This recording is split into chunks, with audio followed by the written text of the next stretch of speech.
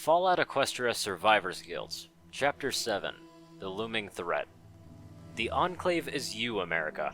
The Enclave is your sister, your aunts, your friends, your neighbor. And, well, yes, the Enclave is me as well. As your president, it is my responsibility to preside over our great democracy. John Henry Eden. My dear Equestria, the Enclave has returned better than ever before, The voice of the Enclave president said over the radio. You may have heard of our past actions, but I am here to tell all of you that the things are different now. The Enclave is here to help Equestria, and we offer to aid any settlement, tribe, or stable in the wasteland. At the cost of their freedom, I'm sure, Vanilla muttered, but she looked as surprised as the rest of us. That is unexpected to say the least. I looked around and was surprised to see Serenity was actually hiding behind Vanilla. The usually brave filly was shaking like a leaf. She was terrified of the Enclave, and I couldn't blame her. Our world has become a ruined place. Where there are ponies who have been trying to rebuild, they do nothing but stave off the greater problem. Corruption, disease, starvation. The new Cancelot Republic and its allies does little to stop the inside and outside of their borders. The Enclave offers you an alternative, food, water, and stability to all those who need it. Was it possible the Enclave was suddenly changing their tune? Something about this whole thing felt weird. I wasn't sure if I wanted to believe what this President Winterbreeze was saying or not, at least until she continued to speak.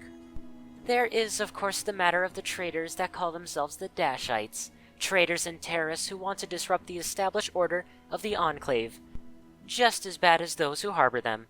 The NCR harbors such individuals and allows them free reign over their territory. But that is the least of their treachery. They have given one of the worst of these traitors, a war criminal whose actions cause many deaths. Uh-oh, I got a bad feeling about this, Ark said as everyone looked over at me. That's not possible. We've been careful. How could the Enclave know I'm still alive? I asked, but I was dreading the answer. The only other pony she could mean was Fluttershy, but I had a feeling that wasn't the case, and that scared me. I am speaking, of course, about the former Vice President of Stabletech, and the pony behind the stable experiment, Scootaloo.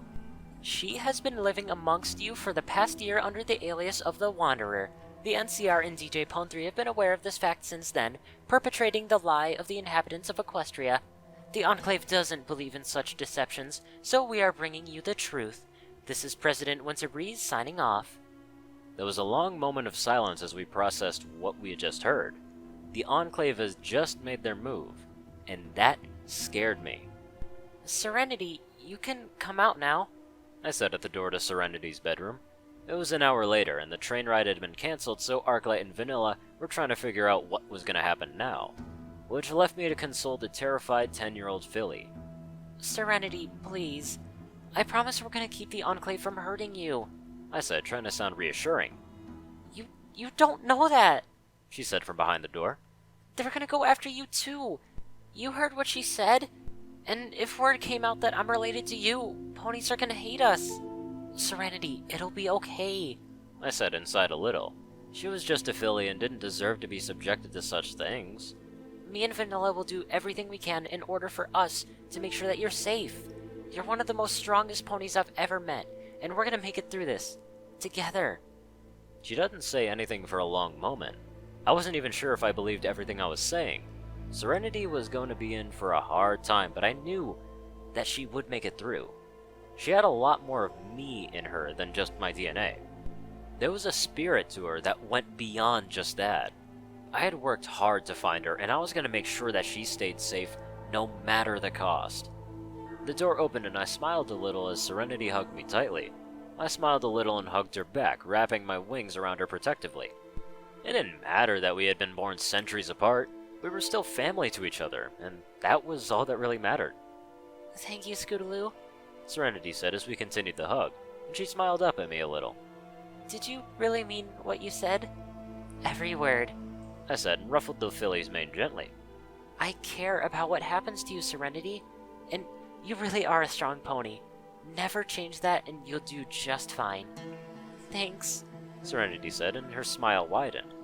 So, what do you think we're gonna do now? Honestly, I have no idea, I admitted. I'm sure your mom and Ark will have something figured out soon. Yeah, I hope you're right. Serenity said with a smile, and I nuzzled her gently. I just hope that the Enclave can be stopped again, is all. Me too, Serenity. Me too. I said with a smile as I rustled the filly's mane a bit before smirking a bit. Come on, let's go race again. You still owe me a rematch. Okay, Serenity said happily as we gathered up our stuff and headed outside.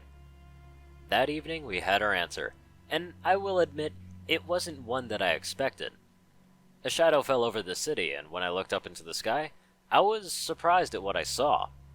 It was a massive metal ship like I had never seen before in all of my years. It was as big as a city, and housed on its back was a transparent dome, with clearly visible buildings inside.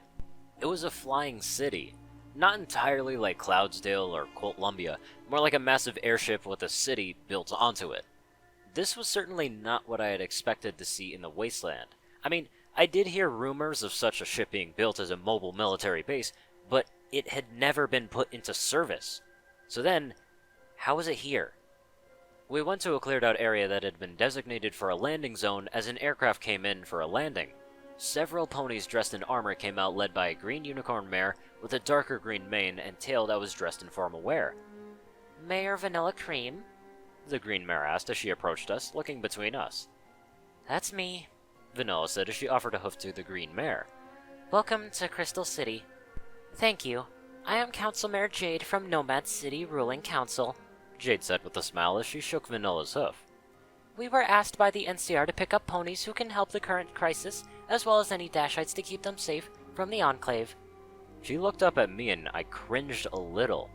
Especially in the case of Scootaloo, you will be taken back to Junction Town with the mayor here. What about me? Serenity asked as she looked up at Jade. I want to help as best as I can. She's with us, Vanilla said, speaking up in Serenity's defense. She's my adopted daughter, and the Enclave won't like me any more than any pony else, and I want to make sure that she's safe. She can be a great help. We'll just make sure that she doesn't get into trouble, I added, and Jade nodded. Alright, just be careful. We don't need you getting lost in the city, Jade said with a sigh as we all climbed aboard the craft as it flew off towards the massive airship. Hey out there in Nomad City, this is DJ Journeyer coming at you with the news. The stallion's voice came over the radio as we approached the city. With Equestria still reeling from the Enclave president's speech, it seems that Ambassador Brass from the NCR has relayed a message to the council asking for our assistance. We have picked up some new arrivals in the city, so let's try and give them the proper courtesy. It seems that even the Wanderer who DJ Pone3 has been talking about is amongst them. Nice to have you aboard, Wanderer.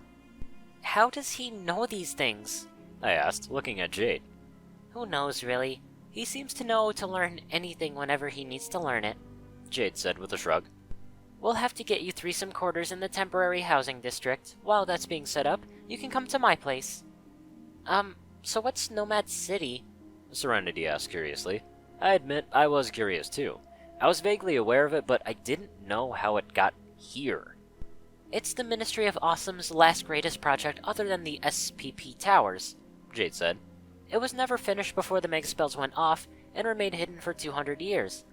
After the Enclave Civil War, the rebels stumbled across it and worked together with ponies from the surface, finished construction on the city, and it's been flying around Equestria ever since, and we can help whenever we can. Cool, Serenity said with a smile as the craft came in for a landing. We all climbed out and into the hangar, and after a quick check over, we walked out of the hangar and into the city itself. It was amazing. Nomad City wasn't like any other city I've been in the wasteland. It was like a piece of Equestria has been preserved under the city's dome. The buildings were intact, though some looked like they were undergoing renovation, and it genuinely felt like I had stepped back into the old world in a weird way. Of course, we were sitting on top of a massive airship, so it wasn't quite the same thing, but hey, it was something. They lived in comfort, but unlike the Enclave, they saw that it was their duty to help Equestria. I was a bit surprised to see more than just ponies. There were zebras, there were griffins, and I don't know how many other species making their home in the city. In a way, it felt like I was home again. Welcome to Nomad City, Jade said with a smile as we started walking down the street. As we walked down a street in what Jade called the housing district, it was a pretty ordinary looking neighborhood, like something from before the war. It was really nice. We finally stopped in front of a rather ordinary looking 2-story house in the district. While we get everything set up for you in the temporary housing district, you can stay at my home with my family," Jade said as she started to unlock the door. "It shouldn't take too long, but it at least gives you a place to stay." "That would be really nice," I said. Vanilla and Serenity nodded in agreement. "as long as we aren't imposing or anything." "Oh, no, of course not. We take in surface ponies all the time." Jade said with a smile as she got the door open. "In fact, my mommy." A small white unicorn filly with a green mane that was slightly curled ran to us, hugging Jade tightly. The older unicorn smiled and hugged the filly gently before turning to us and looking at us. "Pure Heart, meet Vanilla Cream, Serenity, Arclight, and Scootaloo. They'll be staying with us for a little bit," Jade said with a smile. "This is my daughter, Pure Heart." "It's nice to meet you, Pure Heart," Vanilla said with a smile as Serenity looked at the other filly curiously. "Come on inside," Jade said as Pure Heart released the hug, and we started through the front door. "Is Star home from work yet?" "No, she's still at Security HQ helping things get organized," Pure Heart said as we entered the foyer as the door shut behind us. "She should be here once everything calms down." Jeez, how many mares in the wasteland were into mares? "She'll really be looking forward to meeting you, Scootaloo," Jade commented, which made me look at her strangely. "You'll see." "Well, I look forward to meeting her then," I said. "She works for security then?" "Oh, yeah, she's a pretty high-ranking member of security. Mommy Star is really cool," Pure Heart said with a smile. There was a hum as Nomad City started to move forward slowly. After a moment, it seemed almost like we were on normal ground. We were on our way back to Central Equestria. "I have to admit, I wasn't imagining anything like this existing in Equestria." Art commented as we sat in the living room. I smiled a little as Serenity and Pure Heart talked with each other. "Yeah, we live in comfort, but we make sure that we do our best to help Equestria," Jade said with a nod. I smiled a little. They almost felt like the anti-Enclave. They lived in the sky in comfort, but they did what they could to help. It was really like a little piece of pre-war Equestria in the wasteland. Maybe this kind of thing was better than the stables. "We've mostly been working out of Hoofington recently," Jade continued. "It's been recovering slower than the rest of Equestria, so we're helping the factions out there as best as we can." "What's been—" I started to say when we heard the door open. "I'm home," A mare's voice said as a purple Pegasus pony with a navy blue mane trotted to the living room. She was pretty ordinary looking, dressed in security barding. What surprised me though was that one of her wings was cybernetic, but I wasn't gonna question that. "Mommy Star!" Pure Heart said, and galloped over to the Pegasus and hugged her tightly. "How was work today?" "Exhausting. The Enclave really threw us for a loop," Star commented before she looked over at us and her eyes went wide. Jade, honey, why is Scootaloo sitting in our living room?" "I was in Crystal City, so I came up here with Vanilla," I said as I got up and walked over to her, offering a hoof to the mare. "It's nice meeting you." "I'm Shooting Star. It's an honor to meet you," Star said with a smile as she shook hooves with me. "Sorry, I heard about what Winterbreeze said, but I didn't expect you to be in my house." "Don't worry about it, I'm just still—" I started to say before my eyes fell on Star's flanks, where the Dashite brand was. "Oh, I'm sorry." "Oh, it's okay. It's better than being in the Enclave," Star said with a sad smile. "I served under General Cloud Chaser in Winneapolis, but I couldn't take it anymore, so I went Dashite. It's how I wound up in Nomad City and how I found an amazing family." I smiled a little as Jade and Pure Heart joined the Pegasus and hugged her. It was a nice family moment, though it made me wish I was back home in Columbia with my own family, or in Ponyville with Sweetie Belle. As we returned to our seats, a question occurred to me. "Star, do you know anything about Winterbreeze?" Star paused for a long moment as she was thinking about what to say. "Not a whole lot, honestly," she finally said. "No pony in the Enclave really does. She started out as a low-level government official, the Secretary of Education, I believe, and when the Civil War started, she was the last one in line of succession that wasn't killed or joined the rebels, and her history is a bit of a mystery to any pony outside of the generals and her inner circle. So, we've got a president who keeps to herself. Interesting," Arclight said thoughtfully. "What is she, a supercomputer or something?" "Who knows, really. I don't even know what she's based out of," Star said with a shrug. "She's a bit paranoid, but she keeps the generals in check. So much for honesty. She won't even be honest with her own citizens." Vanilla said with a shake of her head. So, what's the plan? So, when we reach Junction Town, we'll figure it out from there. Jade said with a sigh. The NCR is getting as many allies as they can for this, and we're looking for a full-scale war with the Enclave. I sighed. This was going to be a long trip. Wow, this place is nice, Ark said as we looked around the suite that had been arranged for the 5 of us at the Equestrian Grand Hotel. Yeah, this is great, Serenity said as she jumped onto the bed with Schooner, petting the dog and giggling a little as he licked her face. It was a really nice suite. It was really like an old fancy hotel room. I smiled a little. It was nice to see Serenity happy again. She had really connected with Pierheart while they were chatting, and the two were becoming fast friends already. Scootaloo, can I talk to you in the other room? Vanilla asked. Oh, sure, I said and followed the cyber pony into the other room. She shut the door inside a little. Is everything okay, Vanilla? Vanilla paused for a long moment. I got the feeling that she was trying to figure out how to put this, and honestly, it worried me a bit. Something felt odd about this whole thing, and to be honest, sometimes it felt like she was actually trying to distance herself from Serenity, even if she did care about her. But why would a mother do that to a 10-year-old? Scootaloo, this isn't easy for me to say, Vanilla said with a sigh. I need to talk to you about something, mother to mother. What is it? I asked, though I was worried about what she was gonna say. It hasn't really been easy for me lately with everything that's been going on, and the truth is, I've been hiding something from Serenity. Vanilla admitted. Then it clicked in my mind of what she meant. I have a tumor, and because of my cybernetics, it can't be operated on.